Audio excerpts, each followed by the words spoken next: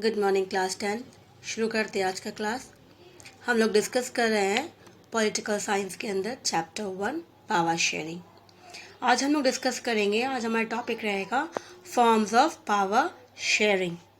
Last class के अंदर हम लोग ने डिस्कस किया था कि why is power sharing is desirable. We have seen the chapter with the help of two examples, one of that is Belgium and the other is Sri Lanka. And in these two countries, we have seen how the two different countries they have shared their powers. Belgium, it understood the importance of other social groups, communities, and they decided to share the power.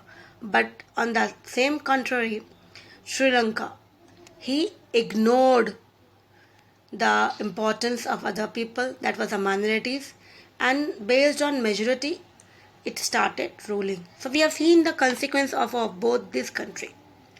So that is why we have discussed in the previous class that why is power sharing important and what are the result and what should be done to stop that conflicts which was arise due to not sharing the power.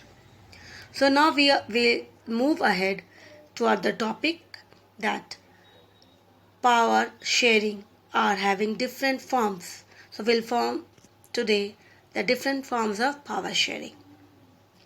Now the idea of power sharing has emerged in oppositions to the notions of undivided political parties.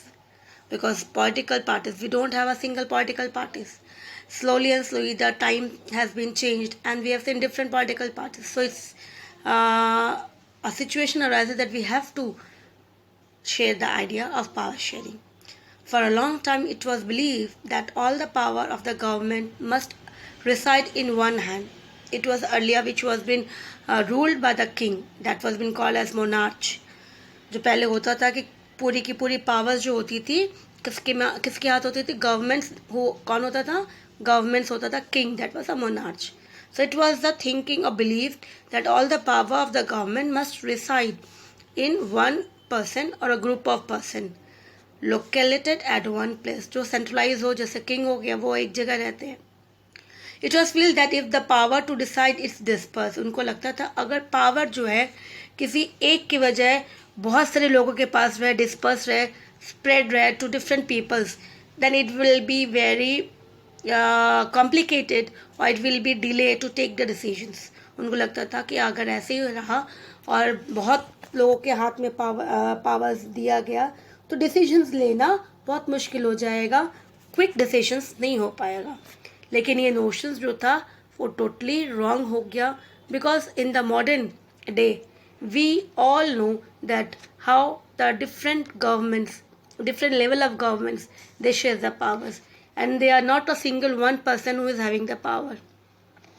So for a long time it believed that all the powers of the government reside in one a person or group at one place. But it also been feel that if the power to decide it disperse, अगर power किसी के एक में नहीं disperse हो, बहुत सारे लोगों के पास हो, तो it will not be possible to take quick decisions और उसको इन्फोर्स करने में भी समय लगेगा. लेकिन इस नोशंस को चेंज किया गया with the help of the emergency of democracy, क्योंकि democracy means powers of people. On the basis of principle of democracy is that people are the source of all political powers. क्योंकि इसके अंदर democracy में who is the most important is political power, वो है people है इसके लिए. So in a democracy people rules themselves. यहाँ पे कौन रूल करता है डेमोक्रेसी में, पीपल रूल करते हैं देमसेल्फ. किसके थ्रू, इंस्टीट्यूशंस के through of self government, government जो वो खुद बनाते हैं. So in a good democratic government due respect important होता है बहुत ज़्यादा, is given to the diverse group. क्योंकि अलग अलग लोग हैं, अलग अलग कम्युनिटीज़ है, तो उन सबको हमें रिस्पेक्ट करना पड़ेगा. क्योंकि democratic government means people's government and peoples means diverse group of peoples, not a single one group. बहुत अलग अलग ग्रुप्स होते हैं, हम सभी ग्रुप्स को से रेस्पेक्ट करना पड़ेगा, उनकी इम्पोर्टेंस, उनकी प्रॉब्लम्स को सॉल्व करने के लिए. And view that exist a society, क्योंकि डाइवर्स ग्रुप्स है तभी तो सोसाइटी एग्जिस्ट कर रहे हैं। कोई सिंगल पर्सन और सिंगल ग्रुप से सोसाइटी एग्जिस्ट नहीं करती, या सिंगल ग्रुप को लेके हम रूल करना चाहे तो रूल्ड नहीं होती, वो गलत हो जाता। That was what happened in Sri Lanka, we have seen. So everyone has a voice in the shaping of public policies. उन गवर्नमेंट में, उसी गवर्नमेंट के अंदर सभी का अपना अपना वॉइस होना चाहिए कि वो कुछ बोल सके, अपनी इम्पोर्टेंस बता सके, उनकी अपनी व्यूज़ बता सके, और पब्लिक पॉलिसीज़ क्या चाहती है, किस बेस पे इम्पोर्टेंस दे के उनके लिए रूल्स बनना चाहिए, उसके लिए वो काम करे। Therefore, it follows that in a democracy, political parties जो होती है, political power should be distributed among many citizens as well. तो यहाँ पे इम्पॉर्टेंट है कि पॉलिटिकल पार्टी के साथ साथ सिटीजन्स के पास भी पावर होना चाहिए, ताकि वो सिटीजन्स भी उसमें पार्ट ले सके एज अ व्यूअर और as a to give a view and opinions also. So in modern democracy, power sharing arrangement can take many forms. तो अगर हम लोग फिर मूव करते हैं, तो हम मॉडर्न डेमोक्रेसी में अगर मूव करते हैं तो we see that there are many power sharings. Power sharings एक के साथ नहीं हुआ, बहुतों के साथ हुआ है, and it has many different forms. We will arrange and form, we will discuss one by one. So the first one is power is shared among different organs of government. तो यहाँ पे सबसे पहले हम लोग डिस्कस करेंगे कि power किसके साथ शेयरिंग हो रही है. Organs of governments. Organs means we have 3 organs. Human beings have organs. Without organs we cannot survive. So for that same reasons, organs, without organs government cannot run, and that organ is legislative, executive and judiciary. Legislative, law making body. Executive, to implement the law. Judiciary, if the conflict arises, to resolve the conflicts, to solve the problems of the people and the governments, anyone. So these 3 organs are very important, and there must be power sharing among these 3 organs, important organs of the government, so that in between them they should know, having no confusions and no conflict arises in between all these 3. They should work independently and cooperate each other, and these 2, legislative and executive, are interdependent. Judiciary, we know it is totally independent organs. This is what the power has been given to these 3 important organs, and this has been totally clarifiedly it has been mentioned in the constitutions. So let us call this horizontal distributions of power. तो इसे अगर हम organs के साथ साथ क्या बोल सकते हैं, horizontal, horizons, levels. तो इस तरह से ये हॉरिजेंटल्स हो गए. पहला लेजिस्लेटिव, एग्जीक्यूटिव एंड जुडिशरी. तो ये हॉरिजेंटल्स हो गया. क्यों वाला? Why? Because it allow different organs of government place at the same level. क्योंकि यहाँ पे हम किसी को कोई लेवल नहीं बताएंगे कि फर्स्ट में, सेकंड में, थर्ड में. It has been placed in same level to exercise different powers. बस पावर सबकी अलग अलग है इसके लिए. To exercise different powers. Such a separation ensures that none of the organs can exercise unlimited powers. इससे ये भी इम्पोर्टेंस क्लैरिफाई हो गया कि कोई भी ऑर्गन्स जो है उनके पास कोई भी एक्स्ट्रा पावर्स नहीं है, सेपरेट एक्स्ट्रा पावर्स नहीं दिया गया है जो वो अपना पावर्स को एक्सरसाइज करे अनलिमिटेड पावर्स मान के. Each organs checks the other. जैसे मैंने कहा था, legislative and executive are interdependent. तो एक दूसरे को चेक करना बहुत ज़रूरी है, क्योंकि लेजिस्लेटिव अगर लॉ फॉर्म करता है तो लॉ को इम्प्लीमेंट कौन करता है? इम्प्लीमेंट करता है एग्जीक्यूटिव. तो यहाँ पे अगर लॉ फॉर्म हुआ, इम्प्लीमेंट नहीं हुआ, तो इम्प्लीमेंट क्यों नहीं हुआ? It will be a questions.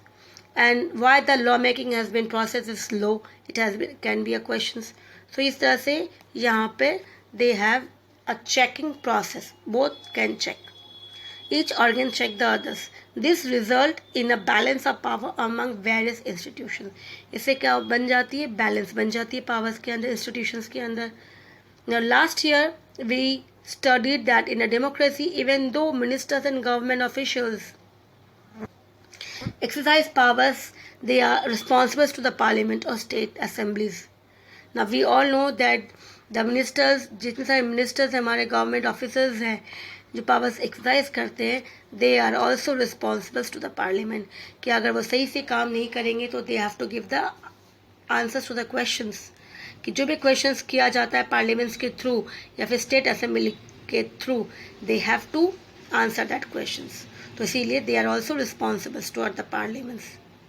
Similarly, वैसे ही judge are appointed, जज भी अपॉइंट किया जाता है by the executive and they can be check, उसके बाद उसके ऊपर भी चेक किया जाता है, check the functionings of the executive और law made by the legislative कि जज जिस तरह से वो अपॉइंट किया गया एग्जीक्यूटिव के लिए, एग्जीक्यूटिव में किया लेकिन बाद में एग्जीक्यूटिव सही से काम कर रहे हैं कि नहीं कर रहे एंड लॉ सही से बन रहा है नहीं बन रहा, it again a check on this to by the जज. And the judge is also been checked if he is not been doing proper work that was by the parliament. So this arrangement is called a system of check and balance. तो इसी तरह से हम यहाँ पे देख रहे हैं कि हर कोई एक दूसरे पे चेक कर रहे हैं और इस तरह से बैलेंस बनी रहती है. तो इससे क्या होगा, किसी के पास भी एक्सरसाइज जो पावर है वो मिसयूज नहीं करेंगे अपनी मर्जी से, तो ज़्यादा अच्छा है. तो इसी तरह से how the power has been shared among the different organs, number 1. Number 2, power can be shared among governments at different levels. अब ये लेवल्स में आ गया, मतलब लेवल्स कौन सा हो जाएगा हमारा, सेंट्रल पहला आ गया, फिर स्टेट दूसरा आ गया एंड थर्ड आ जाता हमारा local government. Local government that is the panchayat. गांव में पंचायत होते हैं, शहर में म्यूनसिपल कॉर्पोरेशन होते हैं. तो first, second and third we are having 3 levels of government, 3 tiers of governments. तो डिफरेंट लेवल्स ऑफ गवर्नमेंट्स आ जाते हैं जिसको हम लोग वर्टिकल भी बोलेंगे यहाँ पर. So generally government forms the entire, पूरे एंटायर कंट्री के लिए होता है सेंट्रल गवर्नमेंट. फिर स्टेट प्रोविंसेस या फिर regional level that was state government होते हैं जिसके लिए वो स्टेट गवर्नमेंट के नाम से कहा था. तो ये प्रोसेस जहाँ पे हम देखते हैं सेंट्रल गवर्नमेंट और स्टेट गवर्नमेंट से, उसे कहा जाता है federal government. So the power sharing between the central and the state government that is been called as federal government. तो इंडिया जो शेयरिंग करता है पावर स्टेट गवर्नमेंट के साथ, सेंट्रल गवर्नमेंट पावर शेयर करती है स्टेट गवर्नमेंट के साथ, तो it means India is a federal country. So in India we refer to it as a central. हम इंडिया में इसको सेंट्रल भी बोलते हैं, यूनियन गवर्नमेंट भी बोलते हैं. रीजनल एंड प्रोविंशियल्स को हम लोग स्टेट गवर्नमेंट के नाम से भी बोलते हैं, डिफरेंट स्टेट में अलग अलग नाम होते हैं. So in India we call them as a state governments. तो ये 3 लेवल्स में आ गया, organs shares by the different levels में आ गया. So this system is not allowed in all countries, लेकिन ये हर कंट्री में नहीं होता है. कुछ कंट्री फेडरल नहीं होती है, यूनिलैटरल होती है, मतलब सेंट्रल गवर्नमेंट होती है, स्टेट होती है, लेकिन पावर कंट्रोल करती है central government. So there are many country where these are no provinces, they are no provinces और स्टेट गवर्नमेंट्स, कि कहीं पर अगर प्रोविंसेस ही नहीं है या फिर स्टेट गवर्नमेंट ही नहीं है, इसका मतलब ये नहीं कि वहाँ पे रीजन्स नहीं है, रीजन्स है बट गवर्नमेंट्स कंट्रोल कौन करिए, स्टेट गवर्नमेंट्स नहीं करिए, सेंट्रल गवर्नमेंट्स करिए. But in those country like ours, हमारे जैसा नहीं है, where there are different levels of governments. Thus constitutions clearly lay down that power of different layers of governments. वहाँ पर हमारे जैसे exactly नहीं है. That is why they did not. This is that they did in Belgium में. वहाँ पर उन्हें पावर शेयरिंग किया वहाँ नहीं था, उन्होंने इस तरह से किया, स्टेट लेवल बनाया और स्टेट लेवल में स्टेट रीजन गवर्नमेंट बनाया गया. बट श्रीलंका ने रिफ्यूज़ कर दिया. So this is called federal division, जहाँ पे उसने पावर शेयरिंग की. बेल्जियम ने की तो बेल्जियम फेडरल में आ गया. श्रीलंका ने उसने एक्सेप्ट नहीं किया तो वो नहीं, तो वो क्या बन जाएगा, यूनिलैटरल हो जाएगा. The same principle can be extended to level of governments, जहाँ पे स्टेट गवर्नमेंट अपना पावर किसके साथ शेयर करता है, municipalities that was in the cities and villages में पंचायत होती है. तो सेंट्रल ने स्टेट को दिया और स्टेट ने किसको दिया, थर्ड ऑर्गन्स को दिया. तो इसी तरह से ये काम होता है. फिर नेक्स्ट आता है थर्ड वाला, power shares among different social groups. जिस तरह से बेल्जियम का क्या ना एग्जाम्पल कि बेल्जियम ने अपना पावर शेयरिंग किया था डिफरेंट कम्युनिटीज़ में लैंग्वेज के बेस पे, लिंग्विस्टिक के दैट वाज लैंग्वेज ग्रुप्स के बेस पे। तो जो कोई रिलीजियस के ऊपर और लैंग्वेज के ग्रुप के ऊपर जब पावर शेयरिंग का किया जाता है उसे हम कहेंगे that power sharing about the different social groups. So इस हमारे कंट्री के अंदर भी some countries they are constitutional में बना दिया गया लीगल अरेंजमेंट, क्लियरली मेंशन कर दिया गया कि जो वीकर सेक्शन है सोसाइटी के अंदर उनको अलग से पावर मिलना चाहिए। जैसे women's are represented in the legislative कि उनकी रेशियो कम होती है तो उनका नंबर ऑफ अलग होना चाहिए परसेंटेज एडमिनिस्ट्रेशन के अंदर। तो इस तरह से जो वीकर सेक्शन है जो बहुत ही कम है उनके लिए अलग अरेंजमेंट, उनको अलग पावर्स मिलना चाहिए। So we have seen that in our country also reserve constituencies are also there कि अलग अलग पार्लियामेंट्स में वुमेन्स के लिए रिजर्व रखा गया है ताकि वो लोग जो है पावर उनको भी शेयर्स मिलना चाहिए। So this is what done and this is an example of power sharing between different social groups. तो ये हो गया सोशल ग्रुप्स। फिर नेक्स्ट आता है थर्ड के बाद फोर्थ में power sharing arrangement can be seen in the way of political parties, pressure groups and movements। तो ये एक कि we see that political parties क्योंकि गवर्नमेंट जो अगर मान लेते government means who forms and who run the government political party. ये पॉलिटिकल पार्टीज जो होती है वही रन करती है ना। तो पॉलिटिकल पार्टीज तो गवर्नमेंट ने पावर्स किसको दिया, गवर्नमेंट ने पॉलिटिकल पार्टीज को पावर्स दिया। तो इसी तरह से कि पॉलिटिकल पार्टीज की पास ये पावर्स होती है जो अपने अपने एरियाज को कंट्रोल करती है, उनकी प्रॉब्लम सॉर्ट आउट करती है।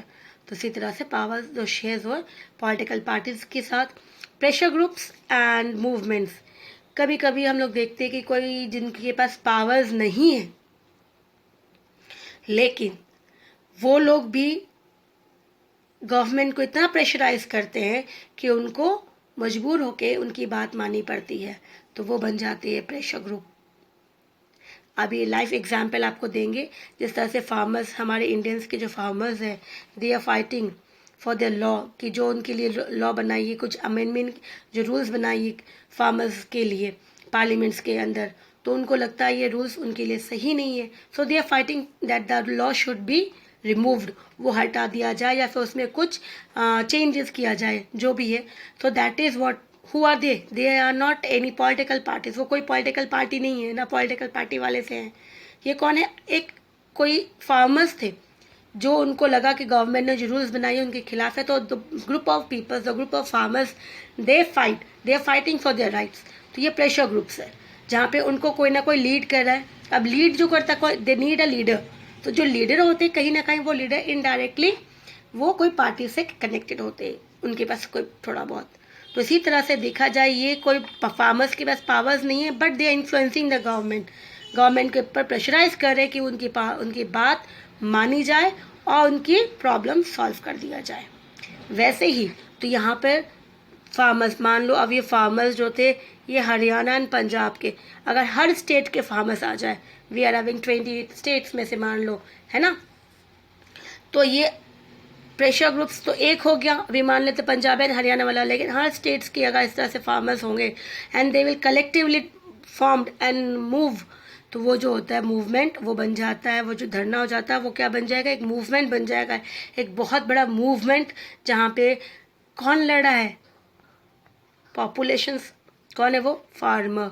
ये एक स्टेट के नहीं है, पूरी कंट्री के है। तो वो group turn into an movement group.